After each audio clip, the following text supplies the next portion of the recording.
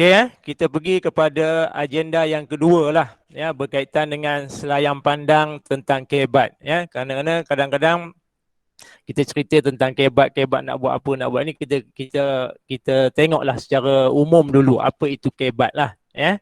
Jadi tujuannya macam ni, apa ni, saya mulakan paparan ini adalah dulu ini saya buat permulaannya kepada guru-guru di sekolah saya lah. Jadi bila dari segi pemahaman berperingkat awalnya, jadi saya terpaksa pihak guru besar lah maksudnya, ataupun SLT kalau penolong kanan dan juga MLT, dia ada idea, dia ada pengetahuan tentang kebat ni, perlu dibuat penataran khususnya kepada guru-guru, ya, supaya cikgu lebih faham. Jadi pengenalannya yang pentingnya ialah untuk kita meningkatkan tahap pemahaman dan penguasaan konsep kebat ni kepada guru-guru. Kerana kita nak gerakkan kebat ni, guru-guru kena faham dulu. Ya, kalau guru tak faham, maknanya macam mana kita nak sana. Sama juga macam saya sebagai guru besar, saya kena cari maklumat dulu, ada knowledge-nya, baru kita boleh ceritakan pada cikgu, ya. Kemudian yang keduanya adalah untuk kita mengembangkan potensi murid lah. Jadi murid klien kita nanti yang kita nak jalan kebat ni, murid banyak menjalankan aktiviti dalam PDP, dalam KOKO dan juga aktiviti yang lain, ya. Kerana yang pentingnya matlamat akhirnya adalah untuk melahirkanlah generasi yang kreatif lah, yang mampu berfikir ataupun mereka cipta, ya. Akhir nanti tuan-tuan akan lihat kebatnya di akhir ni yang pentingnya untuk mencipta, ya. Jadi justifikasinya saya buat ini adalah untuk masalah pemahaman dan penguasaan kebat dalam kalangan warga sekolah, guru dan murid pada awal dulu, maksudnya masih belum mencapai tahap cemerlang, ya. Maksudnya mereka tahu, tapi kita nak beri cemerlang lagi, ya, beri sempurna lagi. Jadi itu fokus utama dalam selayang pandang, ya. Baik, bagi pelaksanaan kebat, yang pentingnya perancangan di pihak sekolah lah, ya. Perancangan program asalnya kita mesti membuat cartagan. Cartagan ni maksudnya macam kita dalam panitia lah. Kita perlu ada sasaran kita. Bulan Januari ni nak buat apa, bulan Februari nak buat apa, sampailah setahun tu. Ataupun sekarang ni contohnya dalam peringkat tuan-tuan perempuan untuk pelaksanaan sekolah ni perlu rancang dalam bulan 12 ni untuk menyediakan maklumat, SWOT dan juga sebagainya. Okey, bila nak buat penataran dan juga sebagainya, ini pihak Rusa dan juga SLT akan berbincang dahulu dan mereka akan rancang bila nak buat dalam tempoh seminggu dan tempoh sebulan ni untuk menyiapkan dokumentasi yang diperlukan oleh pihak jabatan ataupun PPD, ya. Kemudian diikutilah mesti ada mesyuarat. Kalau sekarang ni mesyuarat tak boleh buat secara bersemuka, mungkin dibuat secara macam ni, Google Meet, ya. Pentadbir panitia mata pelajaran ni penting. Maksudnya mereka ini adalah golongan yang dikenali sebagai MLT, ya, middle training leader, ya, di samping SLT. Jadi dari atasnya guru besar, SLT, baru MLT, baru pergi pada guru-guru yang kita akan buat mesyuarat, perjumpaan dan juga sebagainya. Kemudian peringkat yang kedua baru kita melantik jawatankuasa, ya. Jawatankuasa di peringkat di bahagian-bahagian tertentu nanti ada dalam ni, nanti saya tunjuk, ya. Jadi kita sediakan kertas kerja nak buat satu program, lepas tu kita buat taklimat dan akhirnya kita perlu, yang penting adalah pengumpulan dana lah, duit, ya, wang. Maksudnya kita boleh peruntukkan wang panitia juga kita boleh gunakan untuk masuk panitia lah, bukan untuk masuk kebat tadi, maksudnya kita gunakan untuk kebat tapi penggunaan dalam panitia lah, ya. Kemudian kita boleh, misalnya sekolah mesti ada PIBG ataupun sumbangan dari pihak-pihak persendirian. Jadi ini adalah langkah pertama yang perlu pihak sekolah rancang untuk menjalankan program kebat, ya. Baik, kemudian bila nak pelankan pelaksanaan, jadi sudah tentulah seperti mana saya katakan tadi, kita mesti ada sesi penataran. Macam hari ini kita mungkin hanya dapat sikit saja dan korum cikgu misalnya di Tan Sri mungkin cikgunya ada 32 orang ataupun 35 orang. Jadi yang ada hanya ketua panitia dan juga SLT. Jadi perlulah diadakan penataran ataupun bimbingan daripada pihak SLT untuk anak-anak buah yang lain. Begitu juga sekolah-sekolah misalnya di Tamil mungkin penuh hari ni, ya. Rasanya SLT semua ada kot. Dan juga Batu Dua, ya. Jadi untuk proses pelaksanaan ni bimbingan bukan hanya daripada mentor macam kami saja, maksudnya pihak PPD misalnya, SIC misalnya, macam katakan Puan Raja Faridah contohnya, dia ada mahir dalam peta ITING contohnya. Jadi dia tuan boleh panggil dia untuk terangkan tentang ITING. Ataupun SIC yang lain, misalnya dulu kami ada Puan Esah Tompang, tapi Puan Esah dah tukar, Sekarang ni di PPD mungkin ada pegawai-pegawai yang mahir dalam bidang-bidang PAK21 ya, kebat dan juga sebagainya. Jadi tuan-tuan boleh rujuk untuk dapatkan buat Google Meet dan juga sebagainya. Jadi kemudian aktiviti co-curriculum juga adalah dalam aktiviti co-curriculum dan juga dalam sesi PDP. Jadi ini adalah perkara-perkara yang perlu dilihat oleh tuan-tuan untuk diberi penerangan kepada guru-guru terlebih dahulu supaya mereka faham. Ya. Jadi penglibatan untuk pelaksanaan program kebat ni melibatkan macam tadilah SIC, pentadbir sekolah, semua guru, warga sekolah dan ibu bapa. Jadi keseluruhannya semua pihak memain peranan, barulah kita boleh gerakkan kebat ni secara bersama-sama untuk mencapai taraf cemerlang nanti, insya-Allah ya. Kemudian kerja sepasukan inilah pentingnya ya, sokongan semua warga sekolah, budaya sekolah. Bila kita beri kejahatan kuasa, maksudnya kejahatan kuasa itu akan bergerak mengikut bidang masing-masing lah. Jadi mereka akan buat mengikut bimbingan daripada pihak pentadbir, apa yang perlu dibuat, apa yang perlu dilaksanakan dalam tempoh masa yang ditetapkan. Ya, itu dari segi bagaimana kita nak melaksanakan program di peringkat sekolah. Ni di peringkat sekolah saya lah, di peringkat sekolah tuan-tuan dan perempuan, mungkin ada cara yang lebih baik untuk dikemukakan dan lebih cepat untuk dijalankan. Ya. Baik, kemudian saya cerita sikit apa itu kebat, ya, kemahiran berfikir aras tinggi. Ya, kalau ikut definisinya di sini ialah kemahiran berfikir ni ialah keupayaan untuk mengaplikasikan pengetahuan, ya, kemahiran dan nilai dalam membuat penakulan dan refleksi bagi menyelesaikan satu masalah, membuat keputusan berinovasi dan berupaya mencipta sesuatu. Maksudnya dalam konteks ini, murid-murid khususnya dia dapat kemahiran dan pengetahuan itu dan dia boleh membuat penakulan, dia boleh membuat tindak balas dari segi kemahiran dan juga ilmu yang dia dapat itu untuk menyelesaikan masalah. Ya, dia membuat keputusan. Ya, kemudiannya dia berupaya mencipta suatu kaedah ataupun mencipta sesuatu. Jadi inilah yang dikaitkan dengan kemahiran berfikir aras tinggi khusus pada murid-murid. Begitu juga guru khususnya, kalau dia mengajar, dia mesti merancang aktiviti yang bersesuaian untuk memastikan murid ini boleh berfikir. Maksudnya tidak lagi, kalau dulu kita sekolah mungkin chalk and talk saja, tapi sekarang ni lebih kepada berpusatkan murid. Ya, maksudnya guru mengadakan aktiviti dan murid akan menyelesaikan masalah atau membuat keputusan bagi sesuatu masalah yang diselesaikan, ya. Jadi itu maksudnya kita nak lahirkan murid-murid yang macam ni, ya. Maksudnya akhirnya dia berupaya mencipta sesuatu. Baik. Kepentingan kemahiran berfikir aras tinggi ni ada 4 perkara ni yang penting. Yang pertamanya dia mampu untuk menyelesaikan satu masalah, ya. Satu masalah yang dikemukakan dalam PDPC, dalam kehidupan harian dia nanti, dia boleh menyelesaikan masalah, dia boleh berfikir di luar kotak, orang kata sekarang ni, ya. Kemudian kebolehan mencerna dan menghasilkan idea baru. Dia boleh kreatif, ya, kreativiti dia lebih. Dia boleh cipta sesuatu peralatan, kaedah, strategi yang lebih mantap lah untuk menyelesaikan satu masalah. Ya.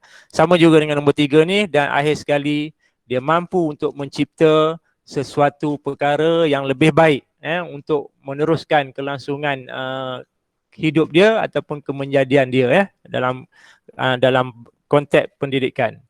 Baik. Apa beza, ya? Beza kebat dan kebar. Kebar ni kemahiran berfikir aras rendah, ya. Jadi yang paling mudahnya kita tengok, kalau kebar ni dulu murid-murid tidak memerlukan untuk menggunakan kemahiran fikir pada aras tinggi. Misalnya pengetahuan, dia belajar dengan cikgu, dia nak luah balik, itu kemahiran itu saja, pengetahuan tu, ya. Tapi di peringkat kemahiran aras tinggi ni, dia memerlukan tahap pemikiran pada aras tinggi. Ya. Kemudian operasi yang diperlukan digunakan adalah jelas, direct saja, yang tidak ada berbelit-belit dah. Ya. Tapi bagi kebat, dia perlu digunakan jawapan yang prosedur yang perlu digunakan tidak serta-merta. Maksudnya tidak serta-merta jelas. Maksudnya dia perlu berfikir untuk menyelesaikan sesuatu masalah. Ya. Kemudian menggalakkan murid ini lebih daripada satu jawapan. Ya. Dia tidak mahu hanya satu jawapan itu saja. Jadi kita boleh terima jawapan yang dia boleh murid yang logik, yang bersesuaian dengan situasi, ya. Kemudian memerlu masa yang mencukupi untuk diselesaikan. Jadi bila memerlukan masa ni, tentulah kita memberi aktiviti, ya, aktiviti yang perlu dilakukan oleh murid-murid dalam sesi PDP contohnya, dalam co-curriculum, dalam hal ewan murid contohnya, ya. Baik, kemudian menggalakkan perbincangan dalam kumpulan untuk mendapat penyelesaian. Jadi kita letakkan dalam aktiviti tu dengan aktiviti-aktiviti yang tertentu lah. Lepas bila ada aktiviti berkumpulan, dia jalankan tugas secara bersama-sama, dia berbincang, dia keluarkan idea. Lepas itu dia akan berpatkan satu keputusan. Dan akhirnya mesti kita nak buat dia lebih dipahami oleh semua kelas yang lain, murid yang lain, dia adakan perbentangan contohnya. Jadi inilah lahirnya bagaimana sesi kemahiran berfikir aras tinggi itu boleh dijelmakan di peringkat murid-murid, ya. Baik. Kemudian bagi pihak guru, apa perlu buat? Ya, maksudnya kita ni di abad yang 21 ni kita kena ubah cara fikir lah, ya. Bila ubah cara fikir, kita memerlukan komitmen, memerlukan kesungguhan. Mungkin dalam ramai-ramai apalah, payahlah nak buat macam ni dan juga sebagainya, ya. Tapi insya-Allah yang pentingnya kita nak pastikan kemenjadian murid. Yang keduanya ialah kualiti sekolah. Jadi bila itu kedua perkara itu penting, jadi kita perlulah memungkinkan diri kita ini ubah cara berfikir kita, ya. Ubah cara kita menyoal dalam PDPC contohnya. Jadi di peringkat ini peringkat pentadbir contohnya dia mesti mahir dalam 6P dalam SKPMG2 contohnya, mesti mahirlah ada yang guru sebagai perancang, guru sebagai pengawal, sampailah kepada murid sebagai pembelajar yang aktif, ya. Ada item-item ini yang perlu dikuasai. Kadang-kadang kita perlu ubah cara memotivasikan, sama ada guru, murid perlu dimotivasikan dengan cara yang lebih baik supaya kita boleh berubah menjadi yang lebih baik, ya. Kemudian aktiviti hands on, maksudnya aktiviti-aktiviti yang dijalankan di peringkat dalam kelas dan juga sebagainya adalah dijalankan serta-merta waktu itu dan murid boleh mendapat pengetahuan, ya. Kadang ubah jenis tugasan.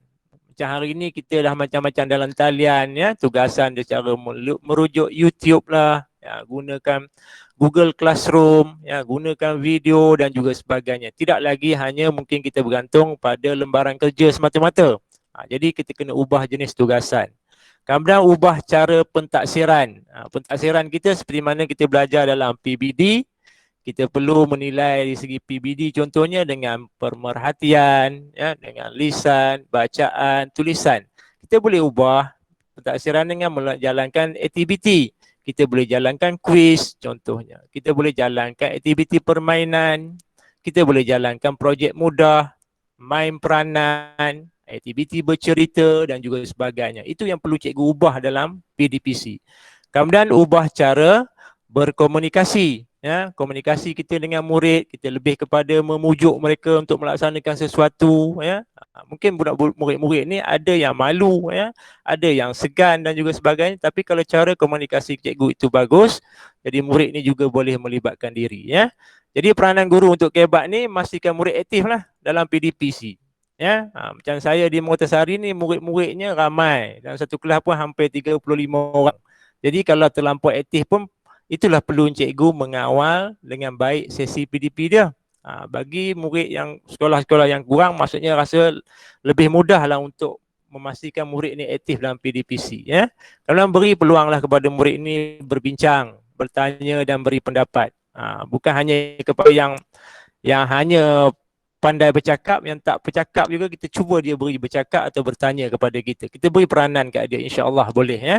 Kemudian mempelbagaikan strategi kita dalam PDPC lah, ya. Kemudian mengukakan soalan-soalan yang membina serta berfikir pada aras tinggi, ya. Bantu dia. Baik. Jadi 4 aras. Aras yang dikatakan kebat itu adalah inilah 4 perkara ni. Kalau peringkat yang dia ada 6. Kalau dalam taksonomi Bloom ataupun Anderson dia ada 6. Pertamanya adalah pengetahuan. Keduanya adalah kefahaman. Tapi bila masuk ke aplikasi, analisis, menilai, mereka cipta ini, inilah yang dikatakan 4 aras pemikiran yang dikategorikan sebagai kebat. Jadi kita mesti pastikan aktiviti perancangan kita ini adalah aktiviti yang mulanya ada mengandungi aktiviti yang ada 4 perkara ni. Mengaplikasi, menganalisis, menilai dan mereka cipta. Jadi ini yang dikatakan sebagai aktiviti kebat, ya. Jadi tuan-tuan tengok sini. Ini yang kuning ni, nampak boleh tengok boleh tengok. Yang kuning ini adalah yang dulu, macam kita peringkat belajar dulu, taksonomi Bloom namanya, ya. Daripada pengetahuan, kita nak ubah ni sekarang ni tak mahu dah macam ni. Pengetahuan, kepahaman ni tak ada dah, ya. Aplikasi, analisis, sintesis dan penilaian. Sekarang ni kita kena ikut yang Anderson ni, Anderson yang terkini. Mengingat, memahami, mengaplikasi, mengenal, menganalisis, menilai dulu peringkat atas dan peringkat taksonomi belum, sekarang dah pergi ke nombor 5. Dan sintesis ni dia telah tukar kepada mencipta. Jadi inilah hasrat akhir kita, sekolah yang diberi peluasan kebat ni, murid-muridnya boleh hasil akhirnya mencipta yang tertinggi sekali. Daripada mengingat sampailah ke tahap yang ke-6. Ya, ini dia punya taksonomi ataupun tata tingkat bagaimana kebat itu boleh dicapai dari peringkat ni 4 perkara tadi, ya, aplikasi, analisis, menilai dan mereka cipta. Okey tuan-tuan, yang dikatakan kebat, apa perlu cikgu buat? Yang pertamanya lah perlu banyak aktiviti seperti yang saya kata tadi lah. Soalan berbentuk kebat ketika sesi PDP untuk mencungkil murid ini supaya dia lebih berfikir, ya. Kemudian soalan-soalan yang dikeluarkan juga mestilah akan menggalakkan murid ini mengeluarkan idea yang kreatif, inovatif dalam jawapan, ya. Dalam bahasa yang ringkas, yang mudahnya murid mesti berfikir untuk menjawab soalan dan melaksanakan aktiviti. Jadi inilah 3 perkara ini boleh cikgu buat untuk memastikan kebat itu berlaku di sekolah dalam PDP, ya. Baik. Contoh, saya beri contoh soalan ataupun kata kunci bagaimana kebat itu berlaku bila katakan kita ambil dari segi menilai lah. Macam sini negeri-negeri Malaysia ni berkaitan dengan mata pelajaran sejarah. Contoh kata kunci yang kita boleh gunakan yang inilah. Mentafsir, merumus, nilaikan, bahas, banding beza. Kita kena gunakan perkataan-perkataan yang inilah untuk memastikan unsur kebat itu dijalankan dalam mata pelajaran ini, khususnya sejarah ni bila kita mukakan soalan-soalan. Contoh aktiviti. Aktiviti misalnya tayangan slide ataupun video tentang bendera dan jata negeri bagi negeri di Malaysia. Jadi soalan yang kita kena kemukakan ialah contoh macam inilah. Pada pendapat anda. Jadi dia nak beri pendapat. Dia beri idea dia, pandangan dia. Mengapakah penting menghormati identiti negeri? Jadi soalan ini dia perlu berfikir. Jadi pada pendapat dia berilah A macam mana, B macam mana. Itu yang dilahirkan, dinyatakan sebagai kebat dalam menilai tadi. Ya, bahaskan cara menghormati negeri. Jadi dia kena bahaskan. Dia kena adakan, orang ni kata macam ni, yang ni kata macam ni. Jadi barulah ada akhirnya kita mendapat suatu jawapan ataupun maklumat yang lebih banyak dan lebih berkualiti daripada di kalangan-kalangan murid, ya. Ini contoh kalau menilai. Baik, ini contoh soalan kebat, contohnya dalam sains. Contoh ini yang ini biasa, KBR ni kemahiran berfikir aras rendah. Kalau yang pertama contohnya apakah ketumpatan bongkah X? Jadi ini soalan direct saja. Dia akan jawab apakah ketumpatan. Jadi apakah ketumpatan bongkah Y? Tapi bila kita menggunakan unsur kebat, jadi kita kena ubah soalan dia, berikan satu inference mengenai kedudukan bongkah X di dalam air. Jadi berikan satu inference. Jadi yang ni ngajar sains mesti mahir yang ni lah. Jadi murid akan mengemukakan jawapan. Sama juga dengan ni, ramalkan keadaan. Maksudnya jangkaan murid ni apa akan berlaku jika ketumpatan Z ialah 0.8 gram ataupun sentimeter padu. Jadi berbeza dengan ni kan, yang 1, 2 dan 3 ni. Ya? Jadi ini contoh bagaimana contoh kebat dalam PDP, khususnya dari segi mengemukakan soalan. Okey, contoh kata kerja kebat. Ini kata kerja yang perlu kita gunakan bila katakan dalam kategori mengingat ni. Tengok, kita inilah ayatnya, mengecam, mengulang sampailah menamakan. Ini masuk dalam kategori kata kerja menggunakan aras kebat mengingat.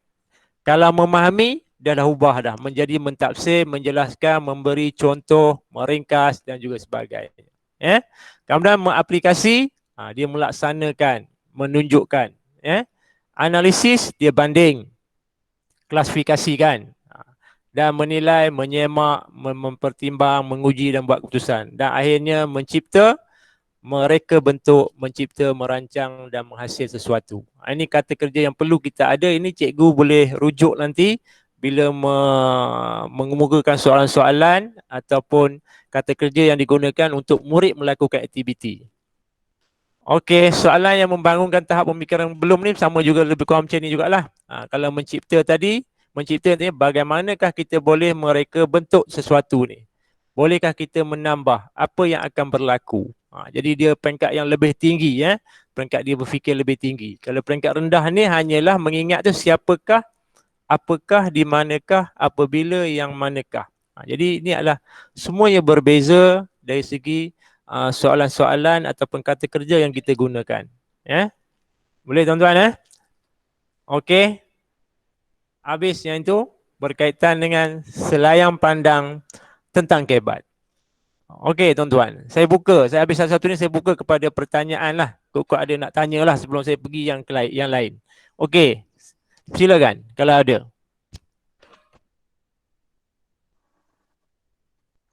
Cikgu Den, Assalamualaikum. Kata kerja ni tadi tak payah tulis dekat buku ringkasan kan? Ataupun dalam tu, dia digunakan seharian je kan? Ah, Digunakan dalam simulasi dalam kelas je kan? Cikgu-cikgu ah, mengajar dalam kelas je kan? ya ya. Maksudnya kita Hmm. boleh gunakan dalam sesi soalan dalam kelas lah ataupun dalam Ah, aktiviti kita beri lembaran kerja pada murid, kita guna ah. bagaimanakah gini gini gini. Contoh macam tu. Mak- Maknanya tidak wajib di dalam buku ringkasan, tak wajib kan? Kalau nak beri contoh pun tak masalah. Sama juga bila kita membuat pentaksiran ya, PBD kita perlu ada benda ni lah. Bagaimanakah nak letakkan TP1 sampai Ah, TP6 tu, ah, kita nak tengok pada soalan tu nanti. Kalau soalan siapakah, apakah itu mungkin dalam TP1 saja. Tapi kalau kita ah, gunakan bagaimanakah, ramalkah, maka ini dah duduk dalam kategori TP6 ataupun TP5. Arahnya lebih tinggi. Ya. Jadi saya rasa untuk Puan Karya, maksudnya soalan-soalan yang cikgu kemukakan dalam kelas secara live ataupun secara bertulis dalam lembaran kerja perlu ada lah untuk dijadikan sebagai evidence. Tuan-tuan lepas ni kebat ni dia banyak dokumentasi, dia banyak evidence. Bila buat, bila contoh, bila cakap dia mesti ada. Itu maksudnya. Okey, boleh Puan Karya Boleh boleh, boleh, boleh. Ada lagi tuan-tuan? Yang lain, Tamil, sekolah Batu 2. Kau ada lagi tentang ini hanya secara ringkas lah. Tuan-tuan boleh rujuk buku yang dia ada buku ni. Contohnya kebat ni. Macam ni ya. Ini buku tentang kebat.